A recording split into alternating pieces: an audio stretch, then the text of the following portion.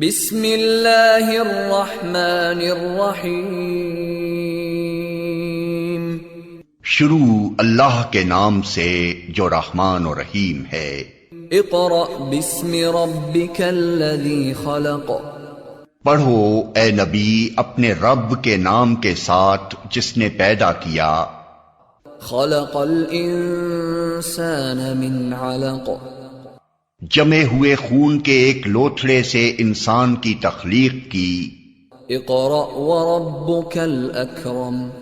पढ़ो और तुम्हारा रब बड़ा करीम है। अल्लज़ी अल्लम बिल क़लम। जिसने कलम के जरिए से इल्म सिखाया। अल्लमल इंसान मा लम यअलम। इंसान को वो इल्म दिया जिसे वो न जानता था। Assalamu alaikum. We start our class with the name of Allah who is most beneficent and merciful. This is class 9 and period is computer science. So students, in previous video we discussed definitions of computer, limitations of computer, capabilities of computer and development and history of computers. Now today's topic is generation of computer. First chapter, introduction to computer, and in this chapter today's topic is generation of computer.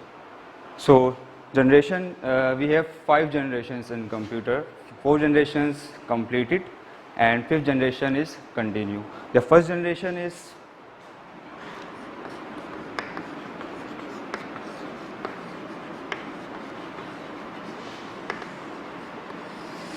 in first generation of computer, the technology is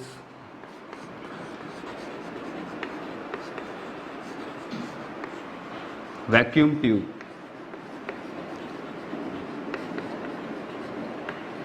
The duration of first generation is 1940 to 1956.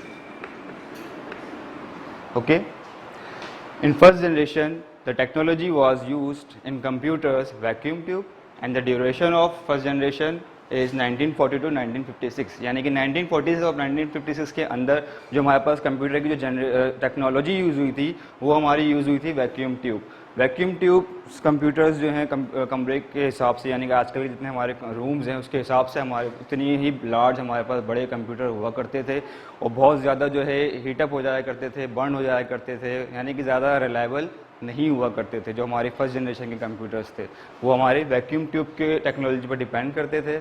इसको क्या होता था, बार बार जो है time to time इसको बंद कर देना पड़ता था और इसको जो है थोड़ी देर के लिए छोड़ दिया करता था। उसके बाद फिर आफ्टर सम टाइम के बाद उसको ओपन करते थे और उस पर हम लोग वर्क करते थे और ये एक ही बार में एक प्रॉब्लम सॉल्व करता था। ठीक है, तो ये हमारा फर्स्ट जनरेशन का जो है टेक्नोलॉजी जो यूज़ है वैक्यूम ट्यूब। वैक्यूम ट्यूब जो है हमारे पास इस तरह की हुआ करती थी।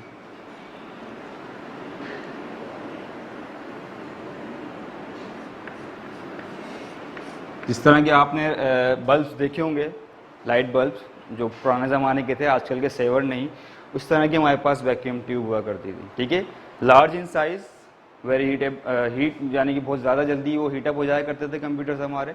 उसके बाद जो है हमारे पास इसको रिलायबल नहीं थे ज़्यादा और बहुत ज़्यादा महंगे एक्सपेंसिव कंप्यूटर्स थे। ठीक है, कौन से थे वो, कौन से टेक्नोलॉजी के, वैक्यूम ट्यूब, जो 1940s और 1956 के दौरान थी। उसके बाद हमारे पास जो सेकंड जनरेशन कंप्यूटर है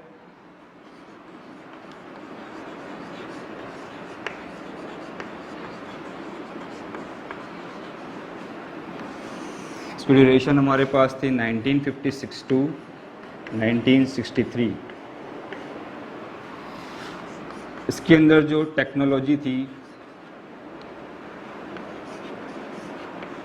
वो है ट्रांजिस्टर्स।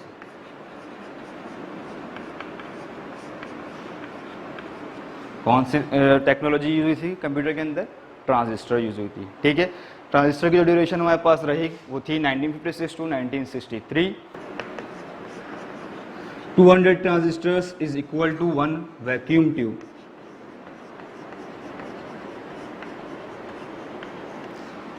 ठीक है, सेकंड जनरेशन में हमारे पास जो 200 ट्रांजिस्टर्स जो थे हमारे पास वो एक वैक्यूम ट्यूब के बराबर थे। ट्रांजिस्टर्स हमारे पास इस टाइप के हुआ करते थे पुराने ज़माने के। तो ये जो है 200 ट्रांजिस्टर किसके इक्वल थे हमारे पास, 1 वैक्यूम ट्यूब के इक्वल थे, ठीक है। और ये जो 40 टाइम फास्टर था किससे, वैक्यूम ट्यूब से, 40 time faster than vacuum tube.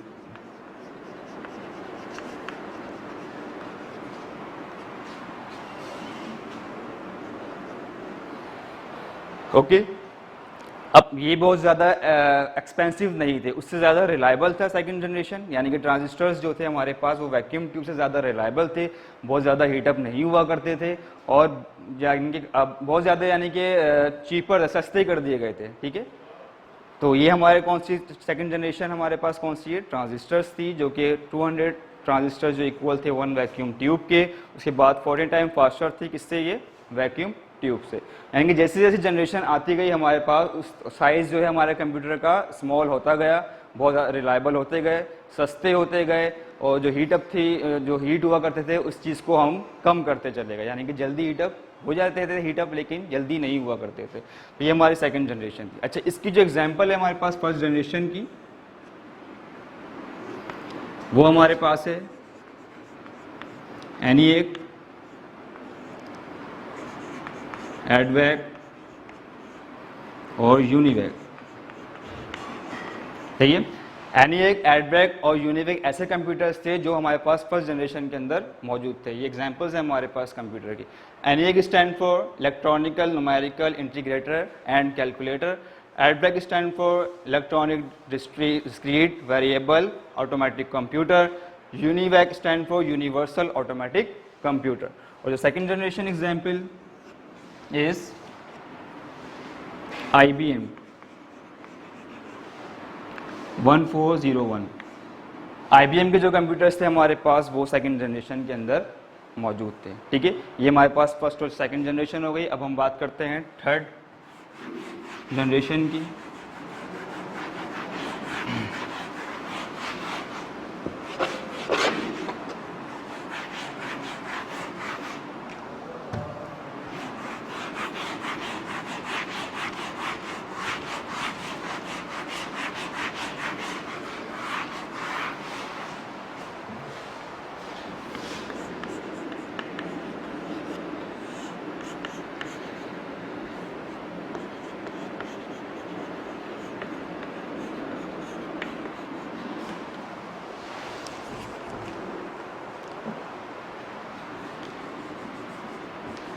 Third generation का जो ड्यूरेशन हमारे पास था 1964 टू 1971। इसके अंदर जो हमारे पास टेक्नोलॉजी यूज हुई वो हमारे पास है IC। Which technology is use in third generation, IC technology is use in first generation. IC stand for integrated circuit.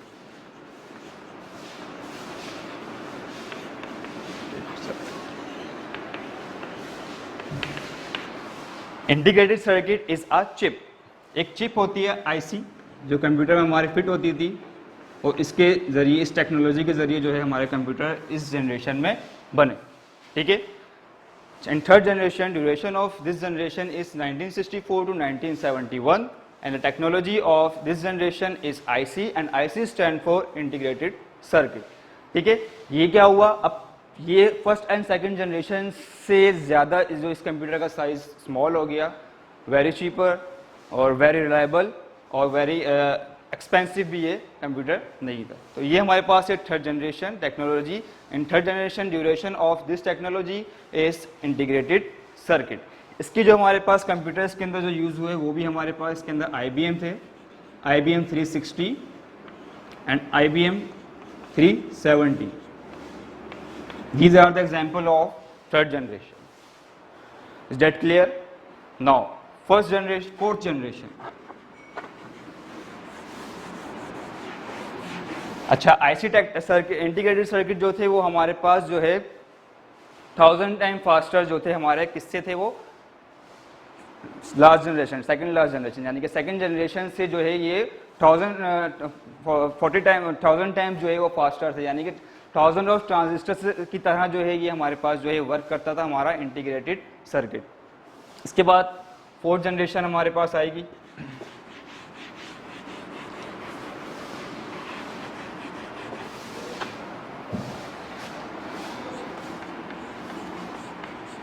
Fourth generation की duration is 1971 to present.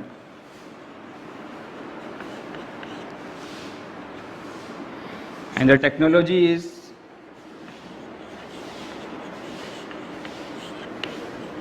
microprocessor.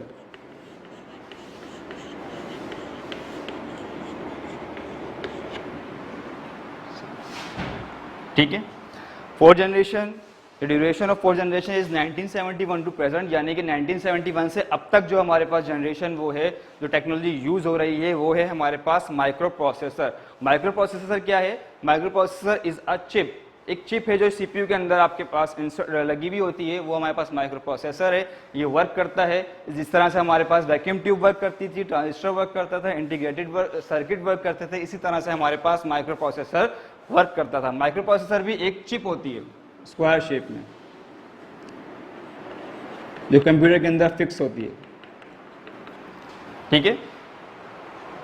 ये जब माइक्रो प्रोसेसर आया तो हमारे पास जो हमारे MP3 प्लेयर्स आपने देखे होंगे, पहले आपके पास जो डिवाइसेस होती थी MP3 प्लेयर की, MP4 प्लेयर की, वीडियो कैमरा, रिकॉर्डर, सब अलग अलग डिवाइसेस में आपको मिलते थे. लेकिन जब माइक्रो प्रोसेसर वाली टेक्नोलॉजी हमारे पास कंप्यूटर में आई तो हमारे कंप्यूटर कैमरा और रिकॉर्डर, FM रेडियो और जो हमारे पास MP3 प्लेयर, MP4 प्लेयर, सबको जो है एक जगह कंबाइन कर दिया, एक कंप्यूटर में डाल दिया. तो वो हमारे पास क्या कहलाया? माइक्रो प्रोसेसर की टेक्नोलॉजी कहलाई, जो कि 1971 से अब तक जो है चलती आ रही है. अब हमारे पास लास्ट जनरेशन जो है fifth generation.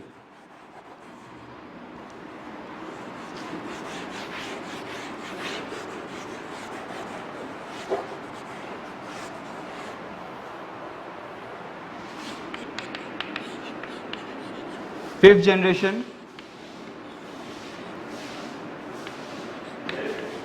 Present to beyond,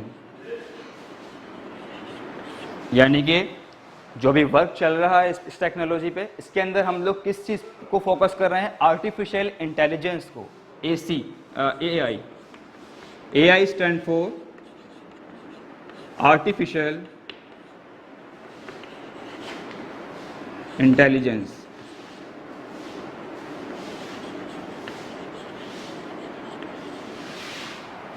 ठीक है. AI stand for artificial intelligence, यानी कि मसनूई जहानत.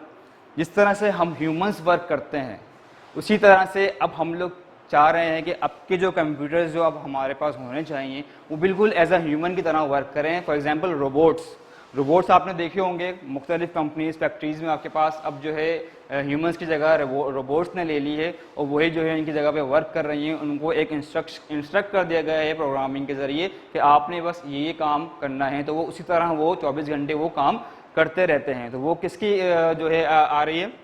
आर्टिफिशियल इंटेलिजेंस से ही हमने इस चीज़ को लिया है, इस पे जो हम वर्क कर रहे हैं. लेकिन अब तक जो हम चाह रहे हैं वो वर्क हमसे अब तक नहीं हो पा रहा है. यानी कि हम चाह रहे हैं कि इसके अंदर कुछ से सेल्फ जो है डिसीजन आ जाए, यानी कंप्यूटर जो है कुछ से सेल्फ डिसीजन लेने लगे. उस पर ये वर्क चल रहा है.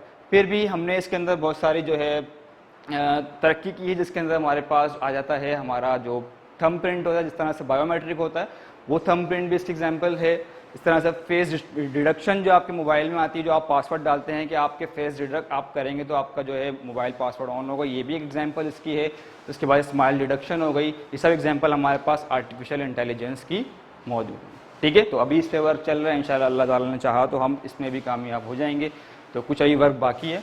अच्छा, बियॉन्ड वर्ड जो वर्ड है यूज़ होता है 10 तरह से बाहर, यानी कि अभी हमारी नॉलेज से बाहर है कि अभी हमने जो हम करना चाहते हैं अभी वो हमारी नॉलेज से बाहर है. यानी कि अभी इस पे हम रिसर्च चल रही है, इस पे वर्क चल रहा है. इंशाल्लाह ये जनरेशन भी हमारी कंप्लीट हो जाएगी. इसके बाद हमारे पास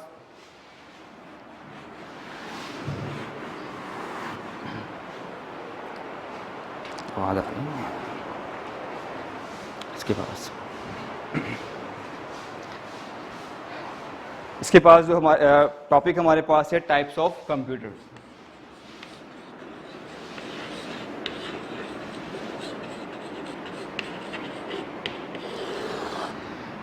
जनरेशन की तो हमने बात कर ली. अब हमारे पास how many types of computers are there, हमारे पास कितने टाइप से कंप्यूटर्स मौजूद हैं. इसमें से हमारे पास दो किस्म के, यानी कि दो टाइप्स के हमारे पास कंप्यूटर मौजूद हैं. पहला हमारे पास है जनरल पर्पस कंप्यूटर और दूसरा हमारे पास है special purpose computer.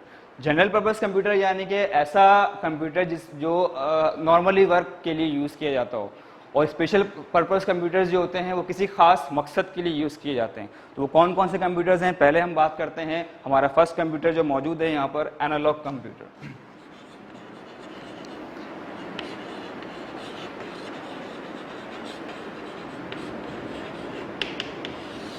What is analog computer?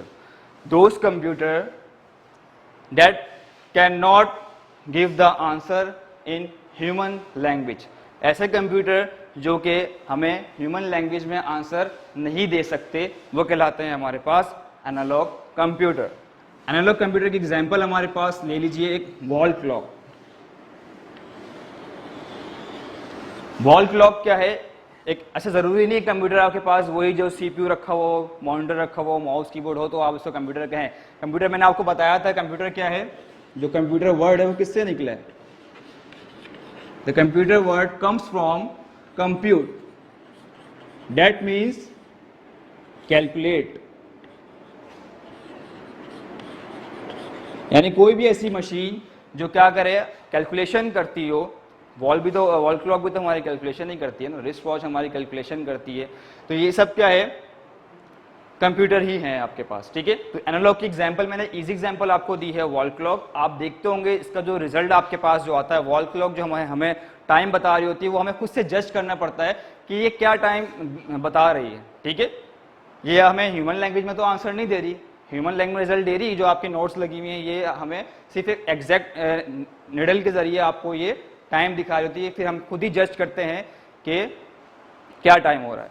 तो ये एग्जांपल है किसकी, एनालॉग कंप्यूटर की। इसी तरह से वोल्ट मीटर हो गया आपके पास, टेम्परेचर हो गया आपके पास, और एम्पियर हो गए, ये सब आपके पास जो मीटर्स होते हैं जिनके अंदर निडल लगी होती है, वो हमारे पास एग्जांपल है एनालॉग कंप्यूटर की, ठीक है। अब सेकंड हमारे पास है डिजिटल कंप्यूटर।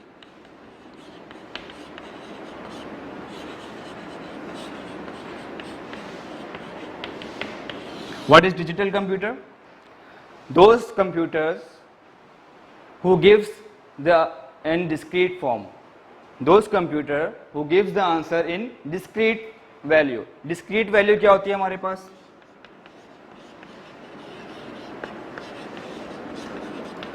Discrete value जो 0 और 1 पे डिपेंड करती है, zeros and 1, ठीक है।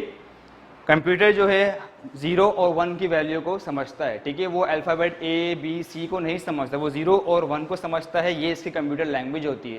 तो ये डिजिटल कंप्यूटर होते हैं जो आपके पास डिस्क्रीट वैल्यू के अंदर आपको रिजल्ट देते हैं, जो डिपेंड करती है 0s and 1 पे। अब आपने कहीं देखा होगा, एक होती है वॉल क्लॉक जिसके अंदर निडल्स लगी हुई होती हैं, और एक होती है वॉल क्लॉक जो आपको डिजिटल फॉर्म में आपको रिजल्ट प्रोवाइड कर रही होती है। देखा है आप लोगों ने, अक्सर आपने मॉल्स वगैरह में देखा होगा या आपने मॉस्क में, मस्जिद में देखा होगा आपने, वहाँ पर डिजिटल क्लॉक्स लगी हुई होती हैं। तो वो एग्जांपल हमारे पास है डिजिटल कंप्यूटर की, ठीक है। तो वो कौन से कंप्यूटर्स कहलाते हैं? डिजिटल कंप्यूटर्स कहलाते हैं, जो हमें डिस्क्रीट वैल्यू में आंसर देता है, यानी कि 0 या 1। जब भी आप कोई अगर आप इनपुट देते हैं कंप्यूटर को, तो कंप्यूटर जो है डायरेक्टली ए को नहीं समझता, ठीक है। वो उसको कन्वर्ट करेगा लैंग्वेज में, कौन सी लैंग्वेज में? 0s and 1 की लैंग्वेज में, ठीक है। इसमें कोड जनरेट करेगा, उसको समझेगा और फिर इसको आपको रिजल्ट प्रोवाइड करेगा ए, जो आपके मॉनिटर स्क्रीन पर आता है। नैनो सेकंड्स के अंदर आपके पास जब आप कीबोर्ड से ए प्रेस करते हैं, वो नैनो सेकंड्स के अंदर आपके स्क्रीन पे मौजूद होता है, लेकिन उसके पीछे जो वर्क चलता है वो क्या होता है? 0s और 1 पे होता है, ठीक है। तो ए कंप्यूटर जो है, जो भी अल्फाबेट्स हो चाहे नंबर्स हो, कंप्यूटर फौरन से उस चीज़ को नहीं समझता, पहले वो उसको कन्वर्ट करता है अपनी लैंग्वेज में, फिर वो आपको प्रोवाइड करता है आपका रिजल्ट। तो ये हमारे पास डिजिटल कंप्यूटर की एग्जांपल है। इसके बाद आते हैं हम थर्ड कंप्यूटर पे, hybrid computer.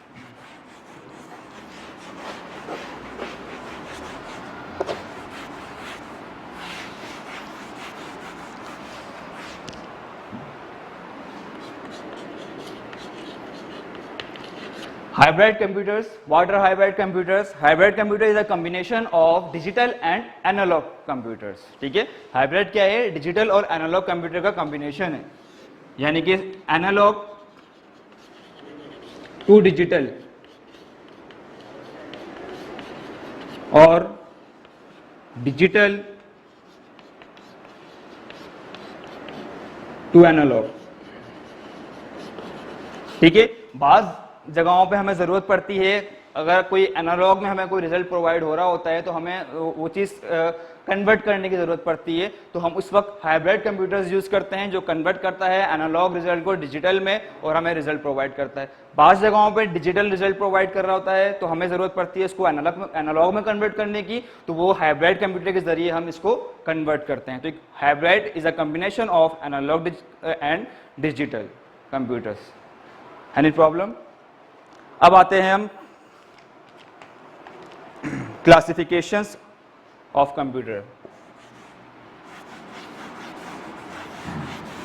Classifications that means दर्जाबंदी। अब हमने जो है कंप्यूटर्स को डिवाइड कर दिया है क्लासिफिकेशंस के अंदर।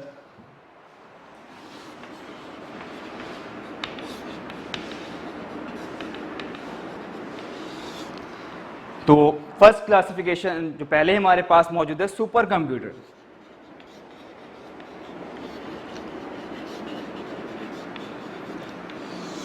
Super computer, what are super computers?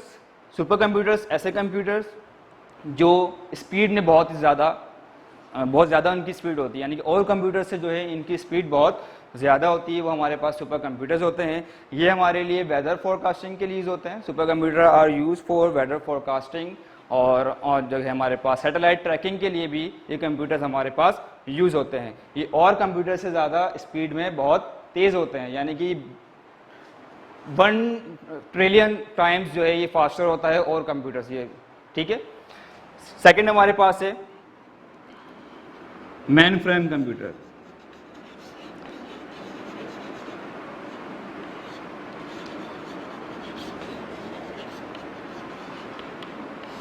What are mainframe computer? Mainframe is also known as a server. Mainframe computer जो है एक सर्वर के लिए भी यूज किया जाता है। ठीक है, ये एक सर्वर भी है, इंटरनेट सर्वर। सर्वर क्या होता है? जिस तरह से नेटवर्क पे हम लोगों ने जो है बहुत ज़्यादा क्वांटिटी में हमने वेबसाइट्स दी हुई हैं, वेबसाइट्स के बाद जो है हमारे पास जो है उसके अंदर बहुत सारा डेटा ही मौजूद होता है, तो वो सारा डेटा हमारे कंप्यूटर में तो नहीं होता है ना, वो हम कहाँ से पिक कर रहे होते हैं? इंटरनेट से पिक कर रहे होते हैं। तो ऐसे कंप्यूटर जो नेटवर्क इंटरनेट का डेटा अपने पास सेव करें, वो कौन से कंप्यूटर्स यूज़ करते हैं? उनके लिए हम मेनफ्रेम कंप्यूटर्स यूज़ करते हैं। Mainframe is also known as a server. ये एक सर्वर के लिए यूज़ किया गया है, और ये जनरल पर्पस के लिए नहीं, ये स्पेशल पर्पस के लिए यूज़ किया गया है, जो कि एज अ सर्वर यूज़ हो रहा होता है, जो हमारे इंटरनेट का जो जितना भी डेटा होता है उस चीज़ को सेव करता है। इसका स्टोरेज बाकी कंप्यूटर से बहुत ज़्यादा होता है, high storage then other computers.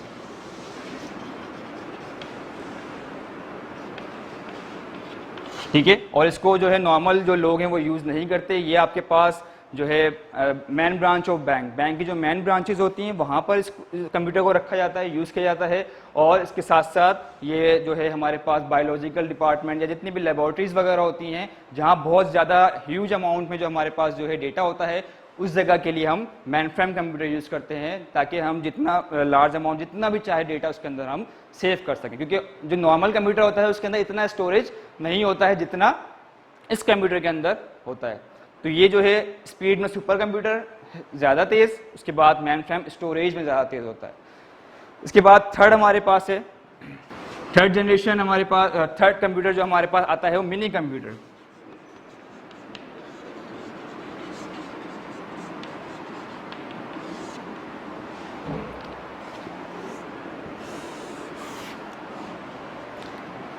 Mini computer क्या होता है?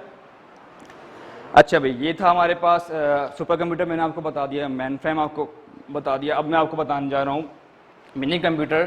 मिनी कंप्यूटर भी हमारे पास एज अ सर्वर के तौर पर यूज़ होता है, लेकिन ये जो है जहाँ पर जो है स्टोरेज, जिन जगहों पे कम स्टोरेज होता है, यानी कि कम डेटा होता है, उस जगहों के लिए हम जो है ये मिनी कंप्यूटर यूज़ करते रहेंगे, जैसे कि स्कूल, कॉलेज, यूनिवर्सिटीज़। तो यहाँ के लिए जो है हम लोग मिनी कंप्यूटर यूज़ करते हैं।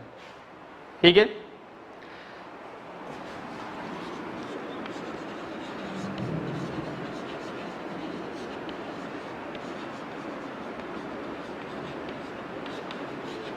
इन जगहों के लिए आप लोग जो है इसको यूज़ करते हैं। ये हमारे पास है mini computer.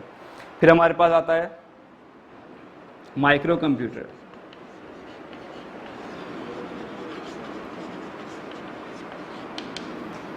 What is micro computer? Micro computer वही कंप्यूटर जो एज अ पीसी, सही है।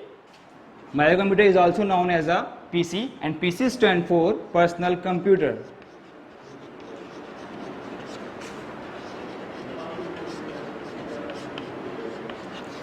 PC, micro computer is also known as a PC and PC stand for personal computer. जो हमारे पर्सनल कंप्यूटर होते हैं, जिन्हें एक सिंगल पर्सन या घर होम कंप्यूटर्स जो हमारे पास होते हैं, वो हमारे पास माइक्रो कंप्यूटर होते हैं। अच्छा, मिनी कंप्यूटर जो है इससे जो है साइज में जो है छोटा होता है, किससे? मेन फ्रेम से, और माइक्रो से बड़ा होता है, ठीक है। लेकिन आजकल के जो हमारे पास माइक्रो कंप्यूटर हैं, पर्सनल कंप्यूटर्स हैं, वो जो है मिनी कंप्यूटर के उसमें आ गए हैं, सिमिलर हो गए हैं, क्योंकि इसमें भी उतना ही स्टोरेज हमारे पास हो गया है जितना मिनी में होता है। स्पीड भी जो है मिनी से ज़्यादा हो गई है।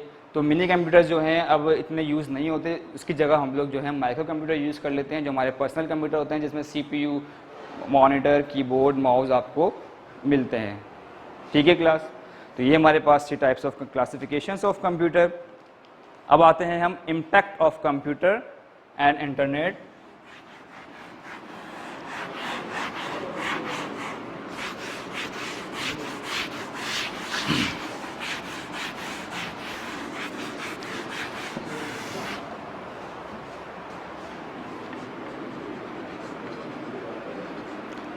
Impact of computer and internet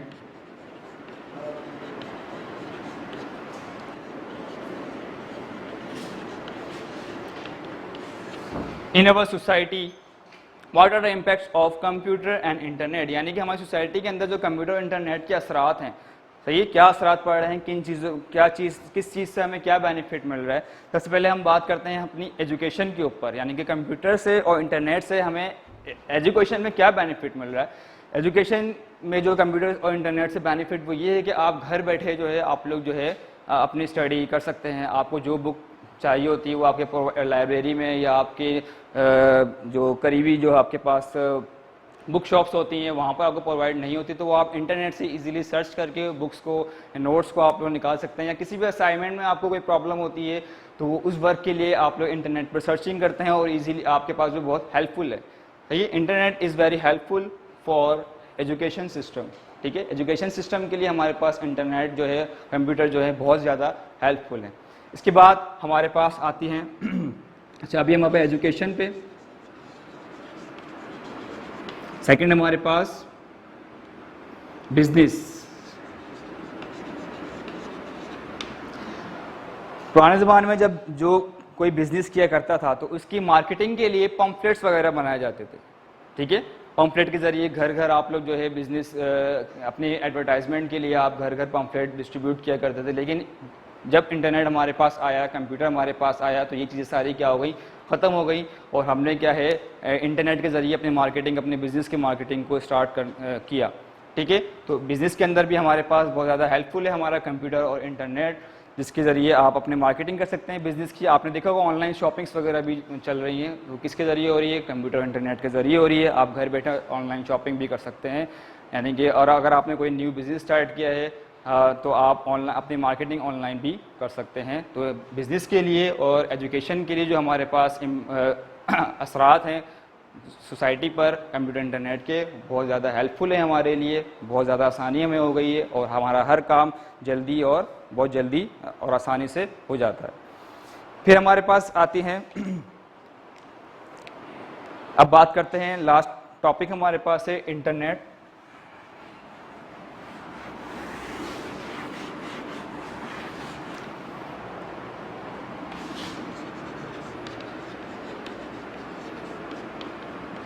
What is internet? Internet is a electronic communication, ठीक है। इलेक्ट्रॉनिक कम्युनिकेशन नेटवर्क है हमारे पास इंटरनेट, जहाँ पर हमारे पास बहुत सारी नॉलेज रखी गई है, ठीक है। बहुत सारी नॉलेज रखी गई है, वो हमारे पास क्या है, इंटरनेट है। यहाँ फॉर एग्जांपल ये बॉक्स हमारे पास, इसके अंदर क्या है, नॉलेज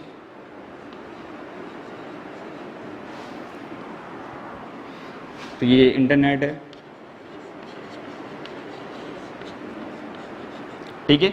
अब इस नॉलेज को यूज़ करने के लिए हमने जो है कंप्यूटर्स यूज़ किए और अदर डिवाइसेस यूज़ करी, जिसे हम कहते हैं नेटवर्क, यानी कि collection of computers and other devices connect to each other to share resources is called internet. Internet क्या इज कॉल्ड नेटवर्क। नेटवर्क क्या है हमारे पास, जो इंटरनेट को इंटरनेट को हम तक पहुंचा रहा है, सही है, हमारे कंप्यूटर्स पे पहुंचा रहा है, हमारे मोबाइल फ़ोन से पहुंचा रहा है, और मुख्तलिफ़ किस्म की डिवाइसेस जो हम लोग यूज़ करते हैं, टैबलेट, आईपॉड वगैरह, इन सब में हमें जो इंटरनेट पहुंचा रहा है वो कौन, नेटवर्क के ज़रिए हम लोग इंटरनेट की नॉलेज हम लोग यहाँ पर अपने कंप्यूटर्स मोबाइल्स में देख सकते हैं, ठीक है। इंटरनेट क्या है, इलेक्ट्रॉनिक कम्युनिकेशन नेटवर्क है, और नेटवर्क क्या है, collection of computers and other devices connect to each other and provide resources is called internet। Okay, तो इंटरनेट जो है हमारे लिए बहुत ज़्यादा हेल्पफुल है। अच्छा, इसके जो है 2 वेज हैं, एक सही रास्ता और एक गलत रास्ता। आप इसको अच्छे काम के लिए भी यूज़ करते हैं, अच्छे काम के लिए ही यूज़ करना चाहिए। इंटरनेट हमारे नॉलेज के लिए बहुत ज़्यादा हेल्पफुल है, इजीली आपको बुक्स प्रोवाइड हो जाती हैं, आप अपने बिज़नेस की मार्केटिंग कर सकते हैं, आप ऑनलाइन बिलिंग, यूटिलिटी बिल्स जो होते हैं वो आप सबमिट कर सकते हैं, ऑनलाइन बैंकिंग जो वर्क होता है आपके साथ वो सारा काम आप घर बैठे आप अपना कैश डिपॉजिट वगैरह भी कर सकते हैं। किसके ज़रिए कर रहे होते हैं आप, इंटरनेट के ज़रिए, और इंटरनेट किसके ज़रिए चल रहा है, हमारे कंप्यूटर के ज़रिए। तो ये हमारे पास असरात हैं, इम्पैक्ट्स हैं हमारे पास कंप्यूटर के और इंटरनेट के। I hope you have got everything, you have any problem, watch video again and again. So come to the homework.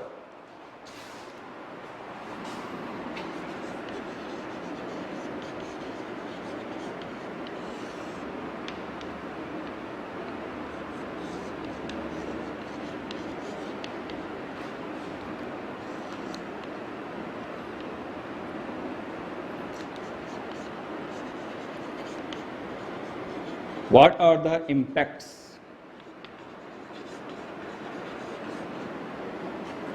of